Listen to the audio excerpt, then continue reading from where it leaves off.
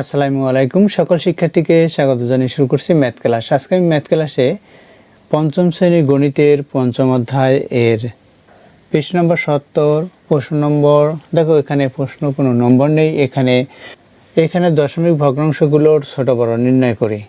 দেখো এখানে দশমিক ভগ্নাংশগুলোর কোনটি ছোট কোনটি বড় এগুলো আমরা নির্ণয় করব। তাহলে কিভাবে নির্ণয় করব তার পূর্বে আমরা প্রথমে সংখ্যা বুঝে নেই। এভাবে সংখ্যাগুলো পড়ি 1 2 3 4 5 6 7। আমরা সংখ্যাগুলো কিভাবে গণনা করি, এই সংখ্যাটি আমরা কিভাবে গণনা করব। আমরা জানি যে একক, এই একক, দশক, দশকে দ লিখি, শতকে শ লিখি, শতক, হাজার, হাজার বা সহস্র, তাহলে শ লিখতে পারি অথবা হা লিখতে পারি, হাজার বা সহস্র। অযুত অলিখি, লক্ষ, নিযুত, নিযুতে নি লিখি, কোটিতে ক বা কো লিখি, কোটিতে যেহেতু কোটি, কোটিতে কো লিখলাম। দেখো তাহলে এখানে কত হলো 8 কোটি। এই কত লক্ষ, এই যে নি এই ল, তাহলে 76 লক্ষ।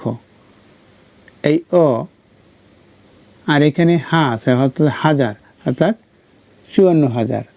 এরপর হচ্ছে 321। আমরা সাধারণত অঙ্ক গণনার পূর্বে ডান দিক থেকে 3 অঙ্ক পরে 1 2 3 কমা, এরপর 2 অঙ্ক পরপর কমা ব্যবহার করি। দেখো এখন আমরা সাধারণত পড়ার সময় 7 নিযুত 5 অযুত এভাবে কখনো বলি না। সাধারণত হিসাব গণনা বা টাকা পয়সার হিসাব করার সময় 7 নিযুত 5 অযুত এভাবে বলি না।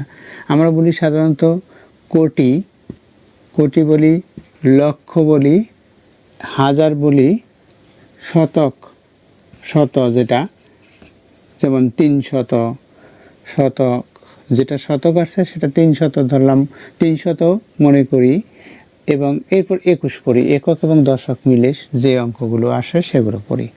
তাই ডান দিক থেকে যখন 3 অঙ্ক পরে কমা দিয়েছি তখন দেখো 321 আসছে। এখানে হাজারে কত আসছে দেখো, এই হাজারের ঘরে 4 আসছে। এখন আমরা যেহেতু অযুত পড়ি না, সুতরাং এই 54 আসছে, হাজারের ঘরে 54 হিসাব করব।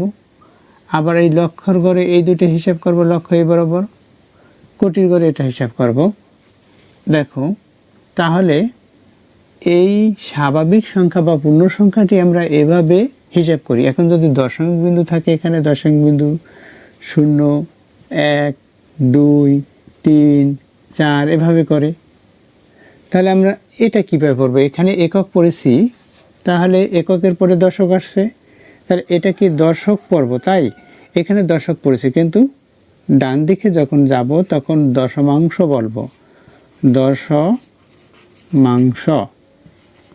তাহলে দশমাংশ বলছি ডান দিকে যখন পড়ব, তাহলে এটা দশমাংশ, তারপরটা কি শতক আসে, তাহলে শতাংশ, এটা সহস্র আসে, তাহলে সহস্রাংশ, অযুত, অযুতাংশ, নিযুতাংশ, এইভাবে করে আমরা সাধারণত এই সংখ্যাটির অঙ্কগুলো পড়ি। তাহলে দেখো, তাহলে এখানে আমরা জানি যে এই সংখ্যাটি হচ্ছে কি পূর্ণ সংখ্যা। কোন পর্যন্ত? এই 1 পর্যন্ত পূর্ণ সংখ্যা। পূর্ণ সংখ্যা, পূর্ণ সংখ্যা কি 0 সহ সকল ধনাত্মক অখণ্ড সংখ্যা হচ্ছে পূর্ণ সংখ্যা, অর্থাৎ 1 2 3 4 ডট ডট ডট এগুলো ধনাত্মক অখণ্ড সংখ্যা হচ্ছে পূর্ণ সংখ্যা। তাহলে স্বাভাবিক সংখ্যা, স্বাভাবিক সংখ্যা কি 0 ব্যতীত সকল ধনাত্মক অখণ্ড সংখ্যা হচ্ছে স্বাভাবিক সংখ্যা, অর্থাৎ 0 বাদে 1 2 3 4 এগুলো হচ্ছে স্বাভাবিক সংখ্যা। এখন এই যে পূর্ণ সংখ্যা, এর মধ্যে 0 হচ্ছে সার্থক অঙ্ক নয়। 0টি 1 2 3 4 এগুলো সার্থক অঙ্ক, 0 সার্থক অঙ্ক নয়। কারণ যদি বলি আমরা 0 টাকা আছে, তাহলে 0 কি মূল্যহীন।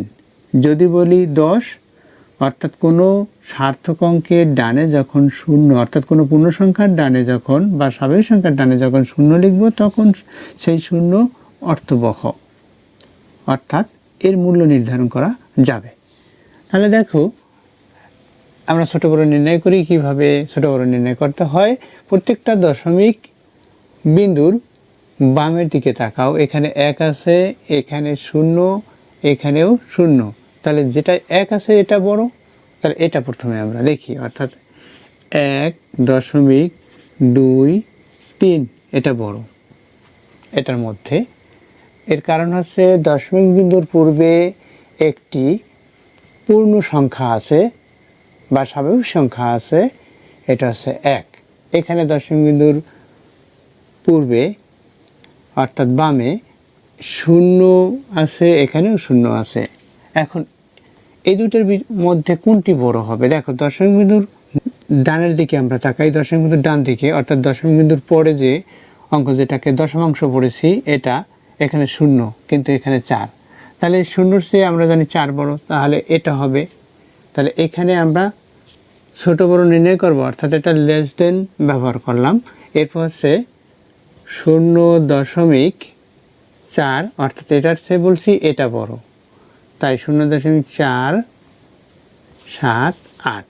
তাহলে এটা ছোট সবচেয়ে, যে 3টা, এখন এটার কি বলবো, এটা হচ্ছে ছোট। আর 0.015, অর্থাৎ এখানে শতাংশ, দশমাংশের পরে শতাংশ হচ্ছে 1, এখানে শতাংশ কত? 7। তাহলে দশমাংশই 4।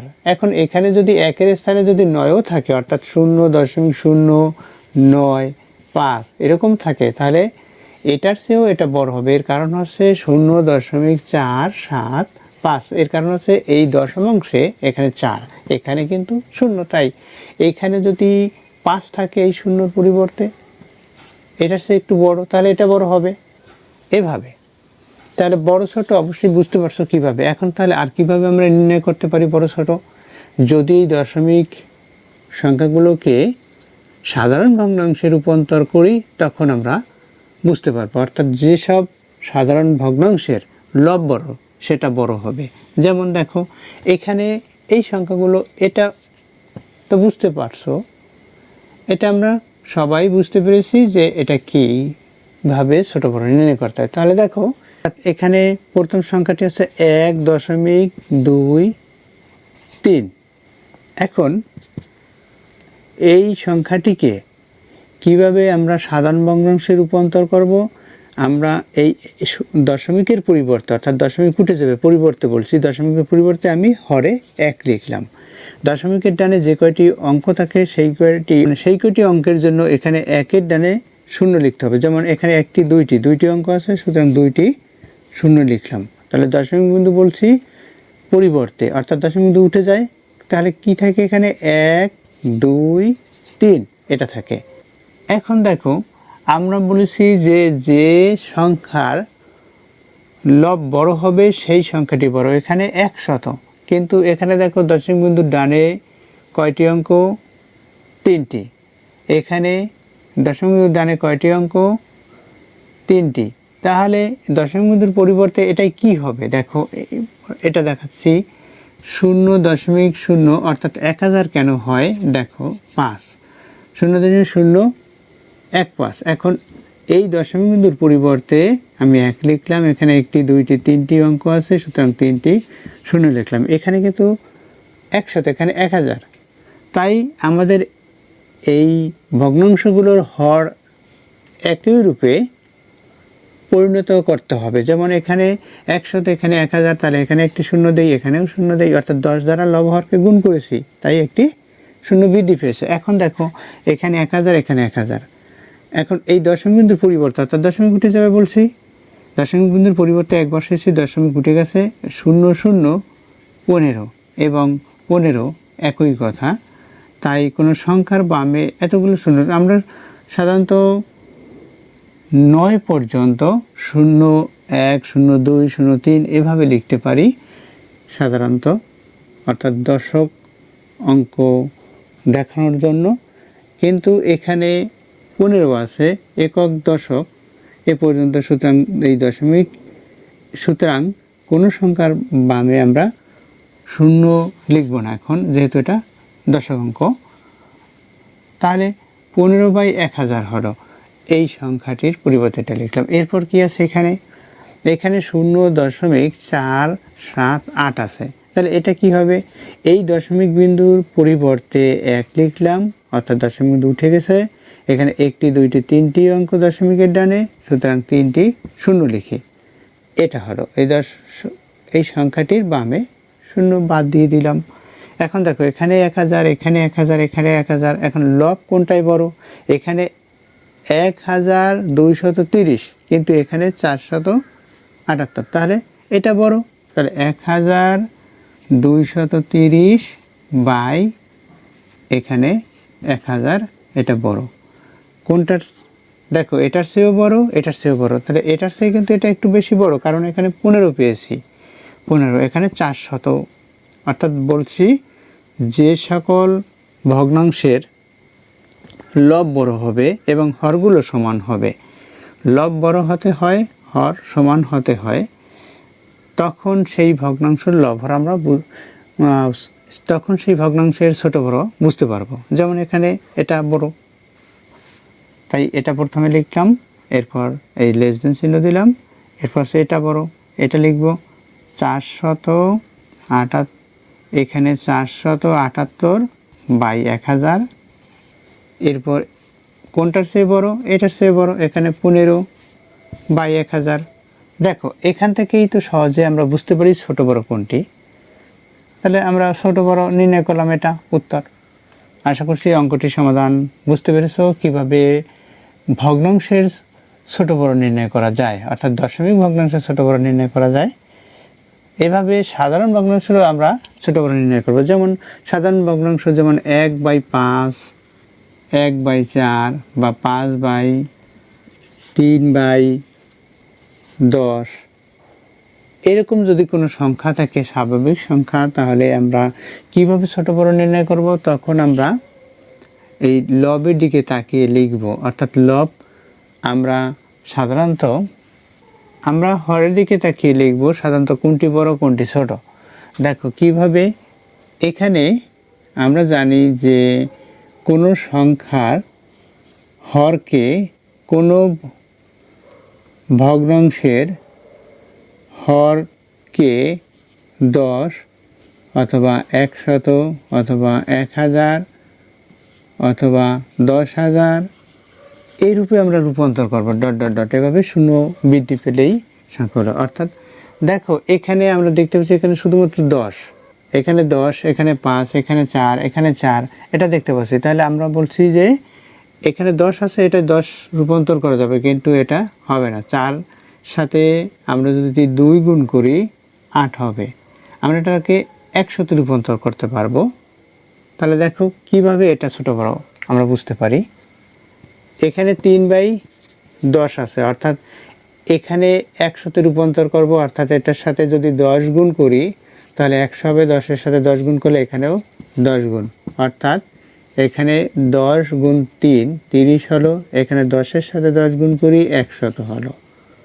এটা দ্বিতীয় ভগ্নাংশটি। দেখো এখানে 1/5 সমান, এখানে 100 রূপান্তর করব হরকে, অর্থাৎ 100কে 5 দ্বারা ভাগ করে যেটা পাবো সেটা 5-এর সাথে গুণ করব, তাতে হবে।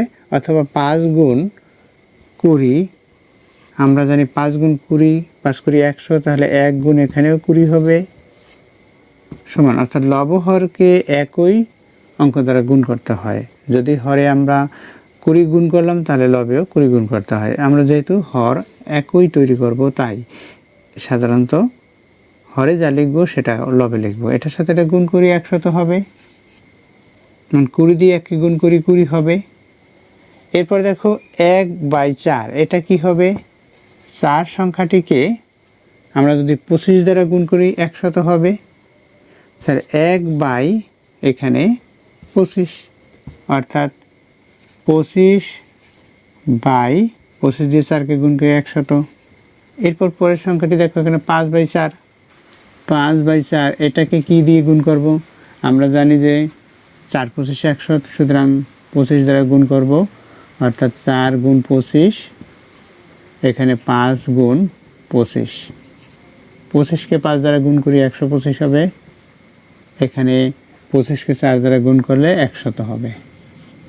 দেখো বড় ছোট আমরা লবের দিকে তাকাই, সবচেয়ে লব বড় হচ্ছে এটার, তাহলে এটি বড়। ইতিপূর্বে বলেছি যে হর সমান থাকবে, লব যেটার বড় হবে সেই ভগ্নাংশটি বড়।